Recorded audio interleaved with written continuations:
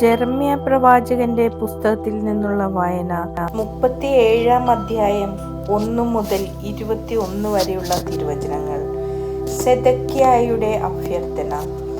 യെഹോയാക്കീമിന്റെ മകനായ കോണിയായ്ക്ക് പകരം ജോസിയായുടെ മകനായ സെദെക്കിയ രാജ്യഭരണമേറ്റു.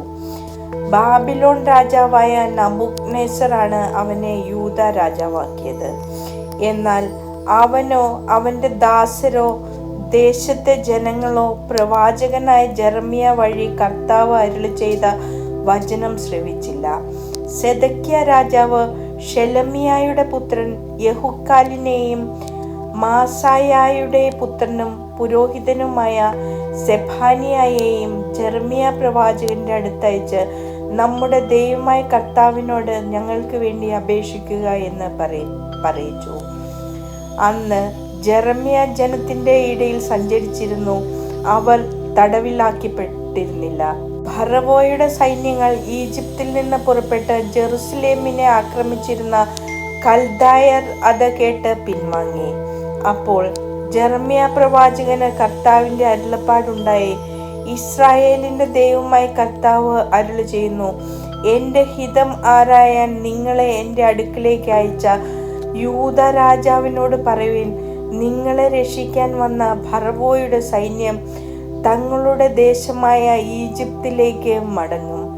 കൽദായർ തിരിച്ചു വരും. അവർ ഈ നഗരത്തിനെതിരെ യുദ്ധം ചെയ്യുകയും അത് പിടിച്ചടുക്കി അഗ്നിക്കിരയാക്കുകയും ചെയ്യും. കർത്താവ് അരുളി ചെയ്യുന്നു, കൽദായർ നമ്മെ വിട്ട് പോയിക്കൊള്ളും എന്ന് പറഞ്ഞ് നിങ്ങൾ നിങ്ങളെ തന്നെ വഞ്ചിക്കേണ്ട. അവർ ഇവിടം വിട്ട് പോവുകയില്ല. നിങ്ങൾക്കെതിരെ യുദ്ധം ചെയ്യുന്ന കൽദായരുടെ സകല സൈന്യത്തെയും നിങ്ങൾ പരാജയപ്പെടുത്തുകയും മുറിവേറ്റവർ മാത്രമേ അവശേഷിച്ചുള്ളൂ എന്ന് വരികയും ചെയ്താലും ആ മുറിവേറ്റ ഓരോരുത്തരും കൂടാരങ്ങളിൽ നിന്ന് എഴുന്നേറ്റ് ഈ നഗരം ചുട്ട് ചാമ്പലാക്കും. ജെറമ്യ കാരാഗൃഹത്തിൽ.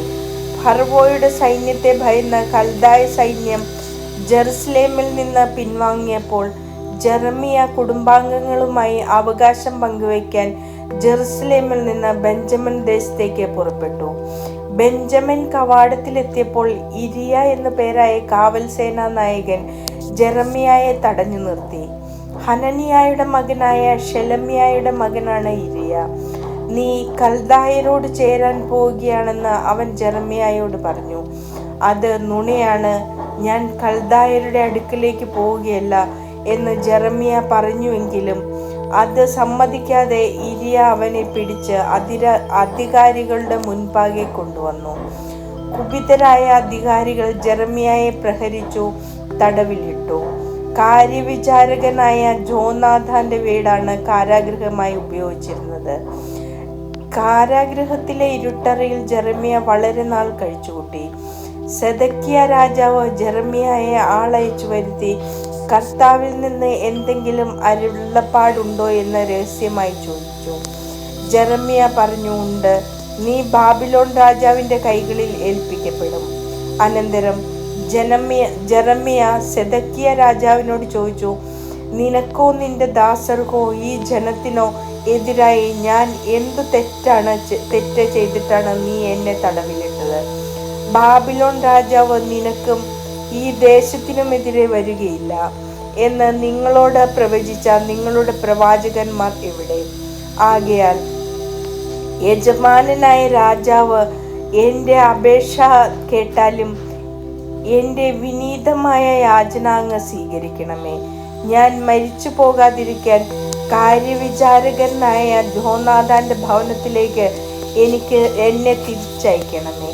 ജെറമ്യയെ കാവൽപുര തളത്തിൽ സൂക്ഷിക്കാനും നഗരത്തിലെ അപ്പം തീരുന്നതുവരെ അപ്പക്കാരുടെ തെരുവിൽ നിന്ന് ദിവസവും ഓരോ കഷ്ണം അപ്പം കൊടുക്കാനും സെദെക്കിയ രാജാവ് കൽപ്പിച്ചു. അങ്ങനെ ജെറമ്യ കാവൽപുരയുടെ തളത്തിൽ വസിച്ചു.